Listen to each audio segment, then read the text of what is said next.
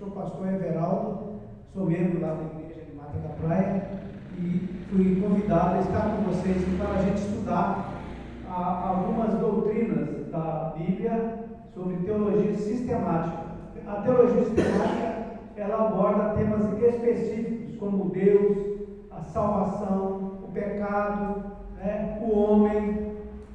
A Bíblia, quando fala de homem, está falando dos dois sexos. Então, a antropologia. O que é a antropologia? Antropologia, ela é uma palavra derivada do grego antropo, que é homem, e logia, que é estudo. Então, nós vamos estudar esse assunto aí, a antropologia, ou seja, a doutrina do homem. Um momentinho.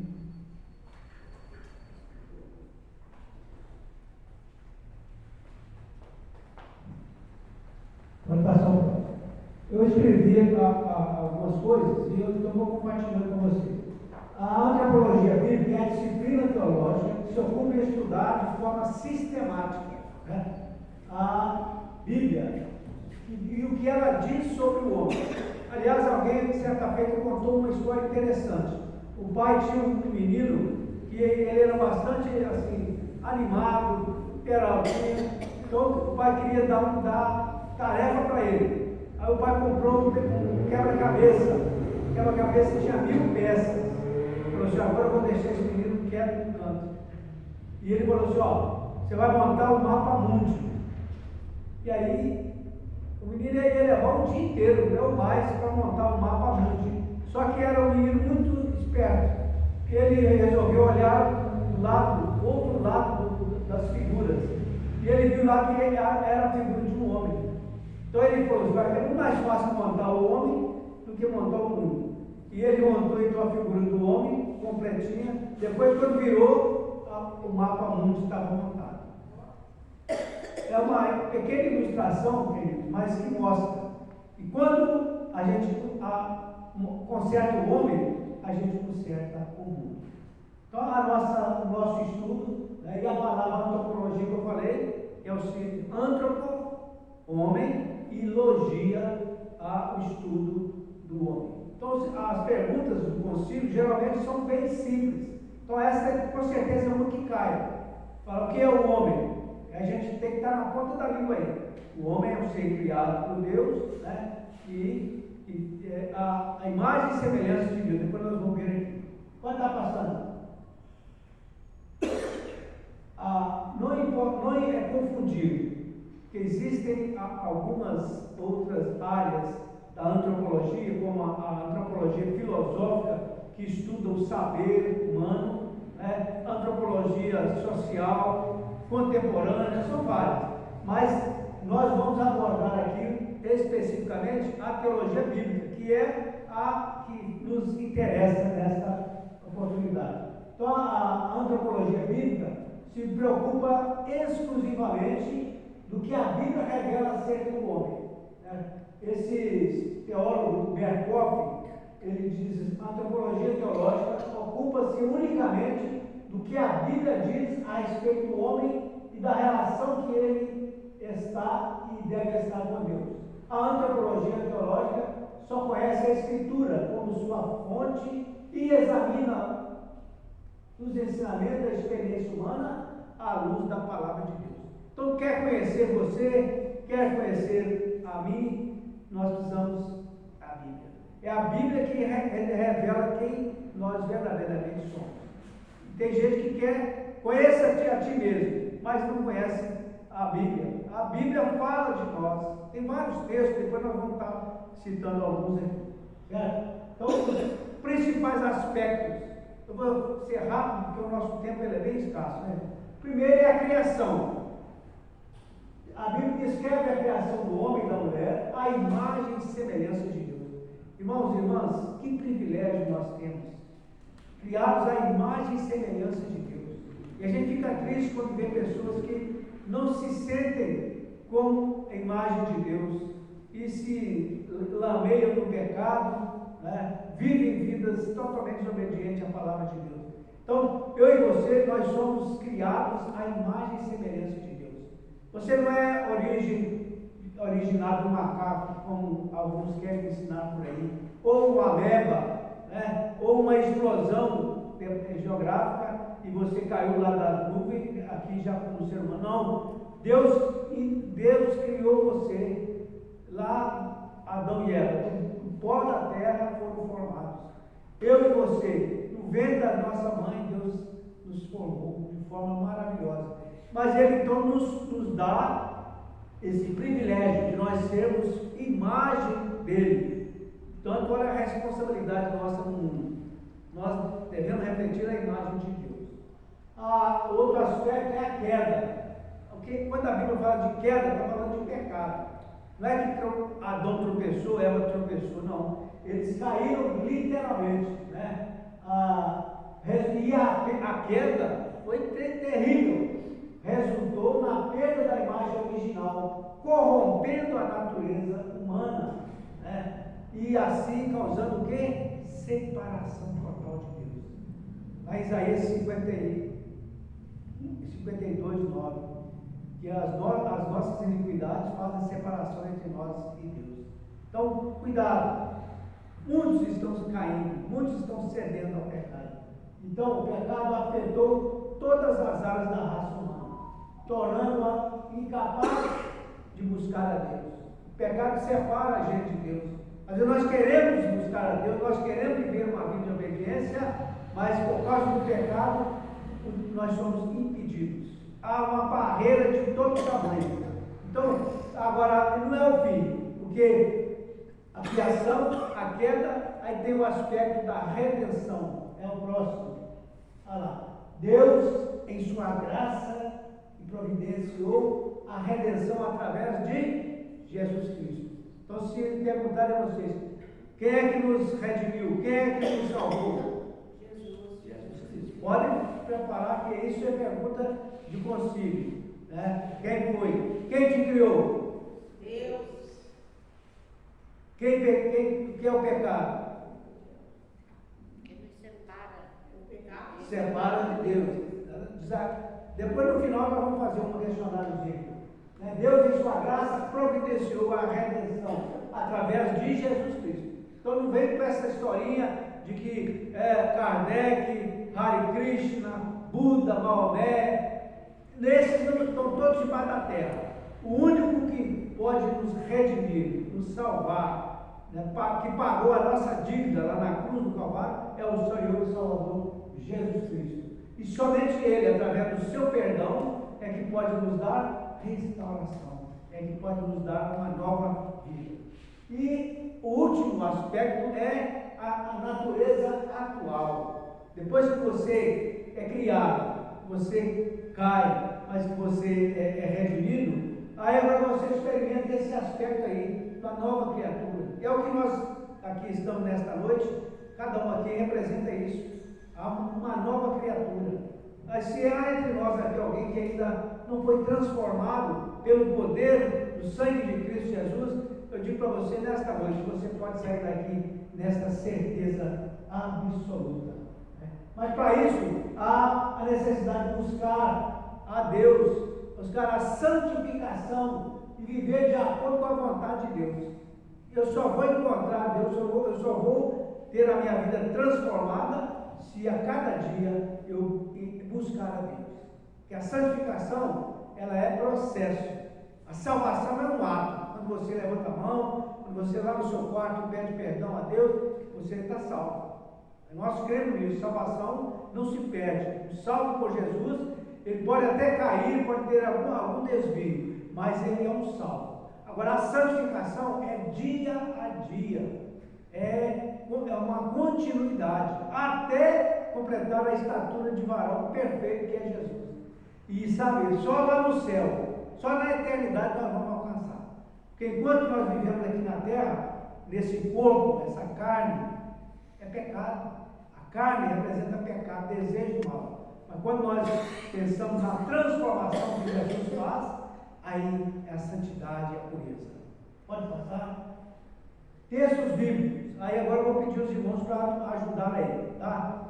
1 Primeiro texto fala da criação. São textos relevantes que eu quero compartilhar com vocês. Eu pedi ao pastor Josimar depois para espalhar no grupo aí, para vocês terem, né, no WhatsApp aí para poder estudar. Gênesis 1, 26, 27. Descreve o que? A criação do homem à imagem e semelhança de Deus. Quem é que gostaria de ler? Um jovem, um ancião, uma senhora? Então disse Deus, façamos o homem à nossa imagem, conforme a nossa semelhança. Domine sobre ele os peixes do mar, sobre as aves do céu, sobre os grandes animais de toda a terra, sobre todos os pequenos animais que se movem rente ao chão. Criou Deus o homem à sua imagem, e a imagem de Deus criou. Homem e mulher os criou. Aleluia. Então fica bem claro isso. Você não foi originado de uma ameba ou de um símil, não, e nem de uma explosão geográfica. Você foi criado à imagem e semelhança de Deus. Foi Deus que informou, Deus que o seu narizinho, a sua orelha, tudo que você tem, foi Deus que desenhou. Você é um projeto de Deus, eu sou um projeto de Deus. Então, a criação é o ato de Deus criar, que é o termo hebraico, bará. A única parte que eu aprendi do hebraico é isso. Bereshit, bará, Elohim, Hashamayim, Hashem.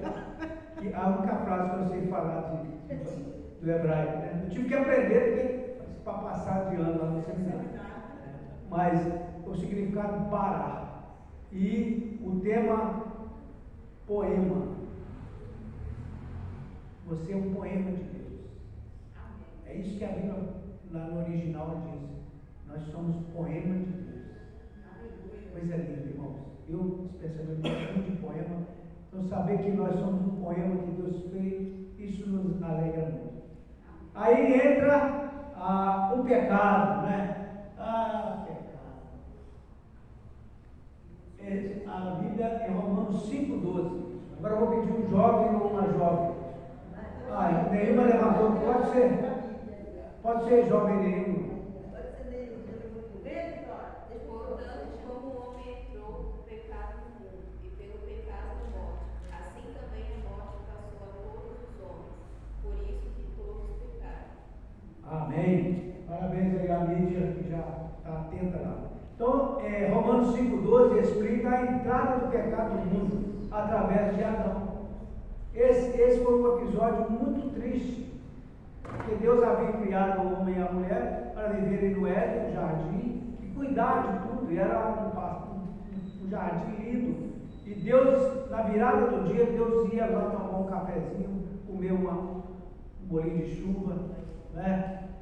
Mas por causa do pecado eles perderam o privilégio de estar na presença do Senhor.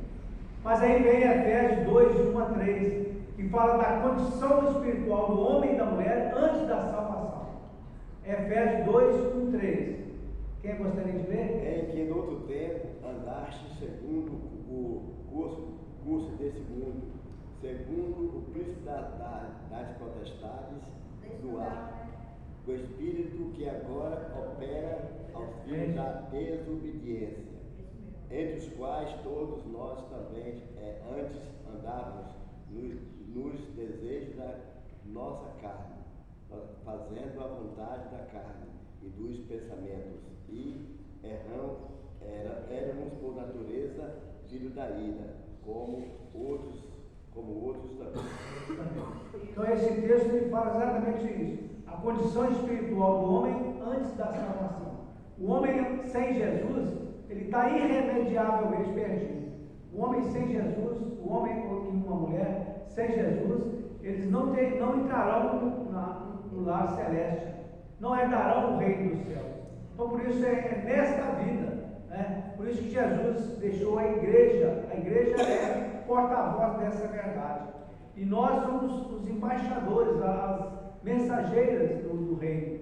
Por isso precisamos estar atentos e alertar essa multidão que continua ainda perdida, sem salvação, achando que o bom é aqui e agora, curtir, beber, fazer tudo o que tem direito, mas estão enganados.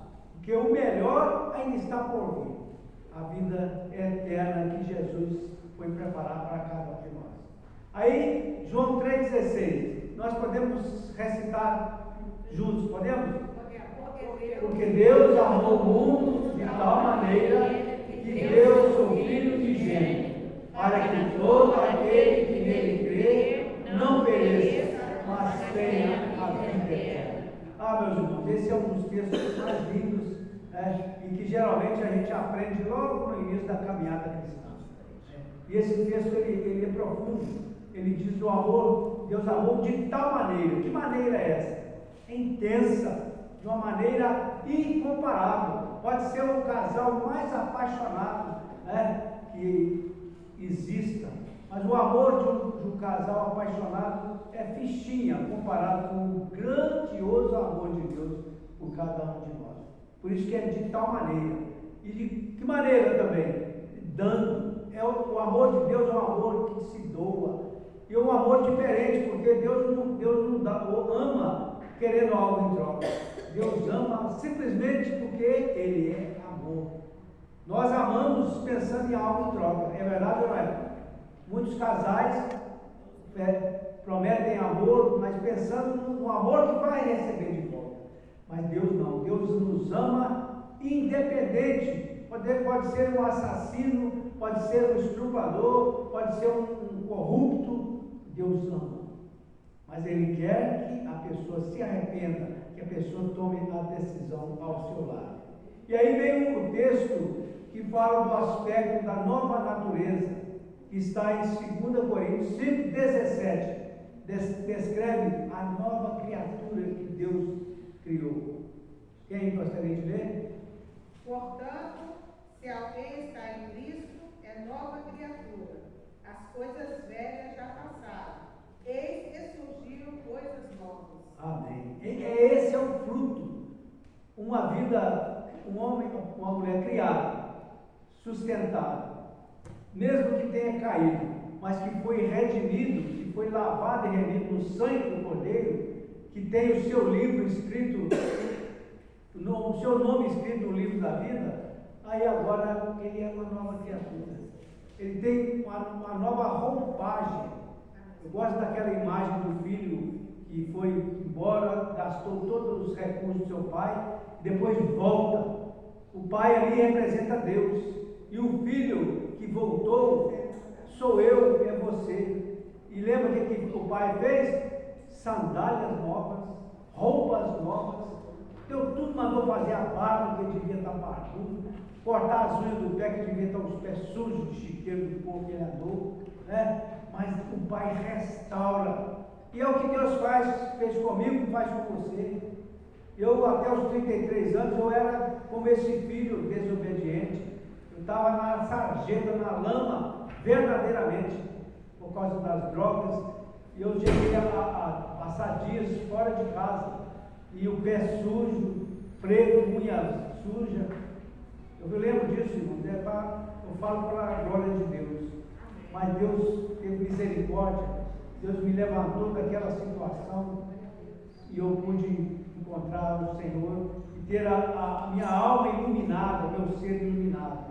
Hoje, apesar de ser ainda um pecador, mas no processo de santificação, de purificação. Então, criação, queda, redenção e novo nascimento, nova criatura. Então, as perguntas que serão feitas nessa área da antropologia, elas são bem simples. Aí eu quero destacar aqui algumas coisas sobre o homem. O que é o homem? Algumas pessoas podem pensar assim, é muito complicado. E é. Você já parou para pensar como é que o olho humano funciona? É muito complicado. Então, há um sistema nervoso central, que são bilhões de conexões que são feitas. É um negócio só mesmo um ser iluminado poderia realizar. Mas aí eu fiz essa pesquisa de coisas que, pode passar aí, meu querido, que fala sobre a composição. Nós somos carbono, 16 quilos de carbono. Isso é uma vida adulta, um ser humano. 16 quilos de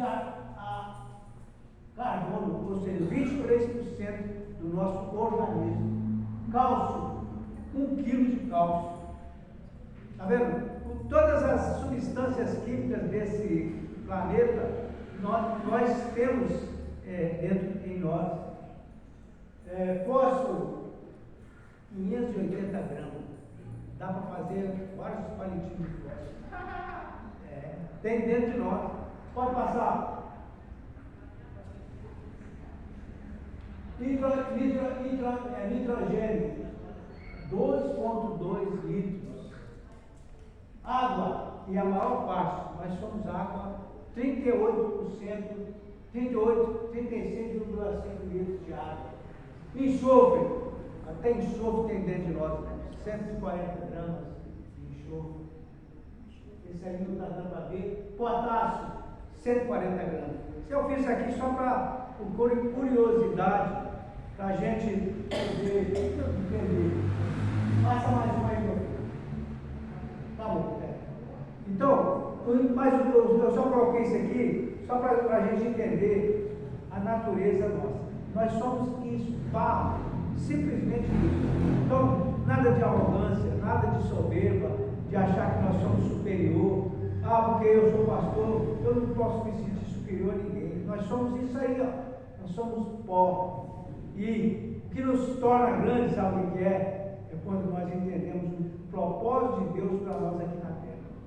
E quando nós passamos a cumprir com os propósitos de Deus, aí Deus nos eleva, Deus nos faz grandes. Aí eu fiz umas perguntas aqui e eu quero compartilhar com vocês. Tá aí? Acho que isso aí ele não sobrou. Então vamos lá. É uma recapitulação aqui. Qual é o conceito de antropologia? Eu vou falar 4 opções para vocês. Vamos ver se vocês estão atentos mesmo, hein? Qual é o conceito de antropologia? É a origem da igreja. É o estudo do ser humano em relação a Deus. São os milagres de Jesus, são as tradições judaicas. A B, exatamente. É o estudo do ser humano. Se você responder isso lá no dia, você vai tirar 10. Na criação do ser humano, segundo o livro de Gênesis, o que foi dito sobre a imagem de Deus? Presta atenção, pode ser uma pegadinha. O homem foi criado somente do pó da terra. O homem e a mulher foram feitos à imagem e semelhança de Deus. O ser humano não tem relação com Deus. Deus não se envolveu na criação do homem. O homem foi feito à imagem e semelhança de Deus. Sabe essa fácil, né? Segundo a Bíblia, qual é a dignidade que o ser humano possui? Os seres humanos devem servir apenas os outros. Todos os seres humanos são iguais perante Deus. Somente os líderes religiosos têm dignidade. E a dignidade é exclusividade dos que conhecem a Bíblia. Todo ser humano é igual diante de Deus. Todos são iguais diante de Deus. Isso aí, irmão, prestar atenção. Oi. Mas a gente também tem que tomar cuidado. Sim, pode ajudar. Todo ser humano, qual é A pergunta. a pergunta? A pergunta é o seguinte: todos os seres humanos são iguais perante Deus? Sim, mas com Pode ajudar. relação à salvação, Não. todos são filhos de Deus? Não. João 1,12, mas a todos que o receberam, Deus deu o poder de se tornarem filhos filhos de de Deus. Deus. Exatamente. Porque às vezes, porque Relembrado. todos são iguais diante de Deus. Peraí, mas são mesmo. Mas Criados no somos aspecto iguais. da salvação, João diz que só os que recebem a Sim. Cristo como Salvador deu o poder de se tornar. Muito bem lembrado. Porque senão se confunde um pouco. Não, exatamente. Nós não podemos pensar que somos criaturas, todo ser humano é. Os 8 bilhões de habitantes que já tem no planeta, todas criaturas. Agora, salvos, filhos de Deus, somente aqueles que recebem Jesus Cristo como seu Senhor e Salvador. Então, a antropologia é um estudo que é bastante profundo. O nosso tempo aqui não nos possibilita uma abrangência mais profunda. Mas se a gente caminhar nesse sentido aí, essas 4 áreas aí, a criação, a queda, a redenção e a nova criatura, a nova vida, eu creio que vai caminhar bem. Se tem alguém que quiser fazer alguma pergunta, se eu não souber, a Lucinha responde. Ai, coitada. Tem alguma dúvida? Ou então dar uma contribuição também, com alguma coisa que eu não falei, né? Pode falar aí. Já tem ainda uns 10 minutinhos.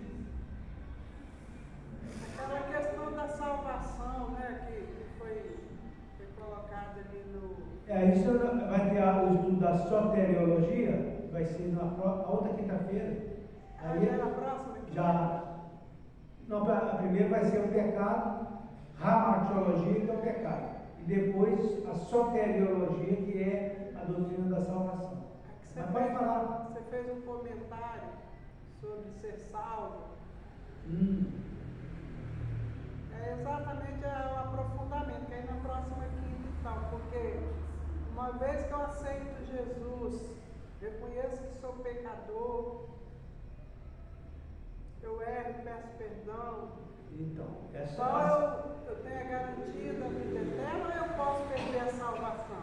Nós batistas cremos na salvação, que o cristão não perde a salvação. É um termo polêmico, mas como nós temos uma linha de interpretação bíblica, que é aquele que diz assim: se foi Jesus que te salvou, então você é um salvo. Você não perde a salvação se foi Jesus que te salvou. Agora, se não foi Jesus, se foi o homem, se foi o dinheiro que você confiou, foi nessas coisas, aí não tem salvação.